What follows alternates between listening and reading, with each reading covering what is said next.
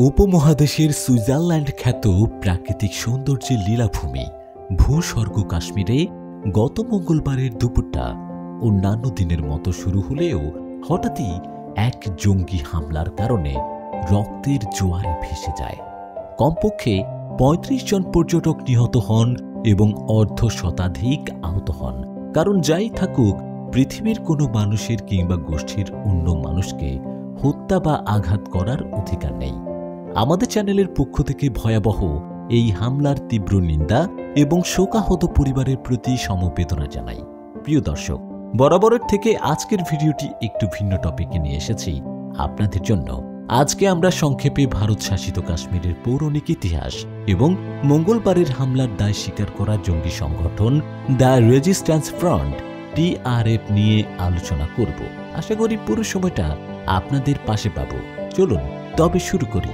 লোককথা অনুযায়ী দ্বাদশ শতাব্দীর মধ্যভাগে কলহনের লেখা কাশ্মীরের ইতিহাস রাজতরঙ্গিনী থেকে জানা যায় যে কাশ্মীর উপত্যকা পূর্বে একটি হ্রদ ছিল। হিন্দু পুরাণে বর্ণনা করা আছে, সৃষ্টির দেবতা ব্রহ্মার পৌত্র মহাঋষি কশ্যপ বারামুলা বা বরাহমূল পাহাড়ের একাংশ কেটে হ্রদের জল নিষ্কাশন করেন। কাশ্মীর সম্পূর্ণ শুকিয়ে যাওয়ার পর কশ্যপ ব্রাহ্মণদের সেখানে বসতি স্থাপন করার জন্য আমন্ত্রণ করেন। সেই কাহিনী স্থানীয় ঐতিহ্যে আজও রয়ে গেছে এবং এই অঞ্চলের ভৌগোলিক অবস্থাও সেই কাহিনীকে অনেকটাই সমর্থন করে।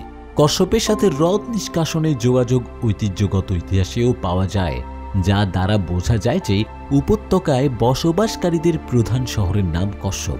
পুরাণে যার উল্লেখ আছে।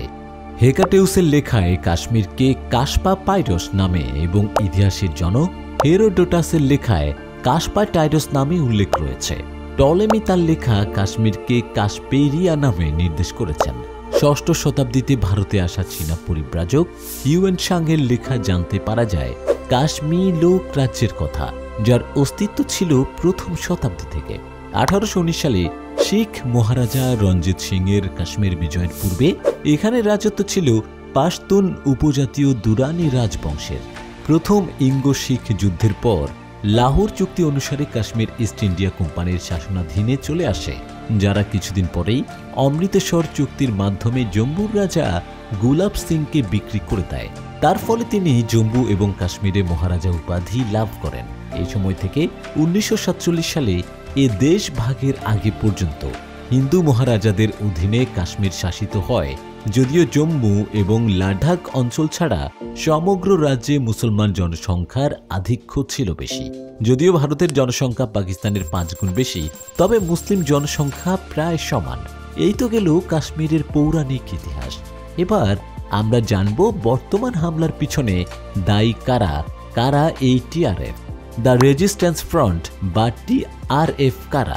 2019 সালে ভারতের সংবিধান থেকে জম্মু ও কাশ্মীরের বিশেষ মর্যাদার 370 অনুচ্ছেদ বাতিলের পর লস্কর-ই তৈয়বার ছায়া সংগঠন হিসেবে দ্য রেজিস্ট্যান্স ফ্রন্ট TRF জঙ্গি সংগঠনের আত্মপ্রকাশ ঘটে। শুরুর দিকে এই সংগঠনের উপস্থিতি ছিল কেবল অনলাইনে। পরে 6 মাসের মধ্যেই পুরো দস্তুর এক সন্ত্রাসী সংগঠনে পরিণত হয় TRF।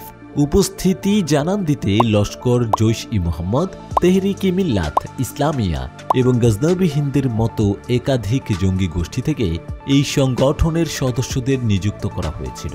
ভারতের স্বরাষ্ট্র মন্ত্রণালয়ের তথ্যমতে TRF জম্মু কাশ্মীরের নিরাপত্তা বাহিনীর কর্মকর্তারা সহ নিরীহ মানুষজনের হত্যার পরিকল্পনায় জড়িত ছিল।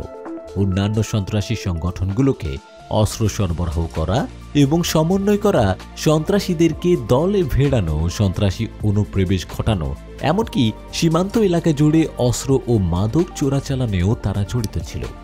2023 সালে TRFকে অবৈধ কর্মকাণ্ড রোধক একটি আইনের আওতায় সন্ত্রাসবাদী সংগঠন হিসেবে ঘোষণা করেছিল ভারতের কেন্দ্র সরকার। জারি হয়েছিল নিষেধাজ্ঞা। TRF এর সুপ্রিয় কমান্ডার শেখ সাজ্জাদ গুল নতুন জঙ্গি সংগঠন তৈরির আগে সাজ্জাদ গুল ছিলেন লস্কর-ই তৈয়বার কমান্ডার। লস্কর ও জৈশ-ই-মোহাম্মদের পাশাপাশি মূলত কাশ্মীরিদের নিয়ে গঠিত জঙ্গি গোষ্ঠী হিজবুল মুজাহিদিনের দল ছুট গোষ্ঠীর কমান্ডার মাইসের আহমেদও পরবর্তীতে শামিল হয়েছিলেন TRF-এ। 2023 সালের নভেম্বরে নিরাপত্তা বাহিনীর অভিযানে নিহত হয়েছিলেন মাইসের আহমেদ। কিন্তু ততদিনে টিআরএফের জাল ছড়িয়ে পড়েছিল কাশ্মীরের গভীরে। গত বছর জুন মাসে জম্মু কাশ্মীরের রেইসি জেলায় পুণ্যার্থীদের একটি বাসে হামলা হয়। তাতে মৃত্যু হয়েছিল অন্তত 10 জন পুণ্যার্থীর। সেই হামলার নেপথ্যেও ছিল টিআরএফ।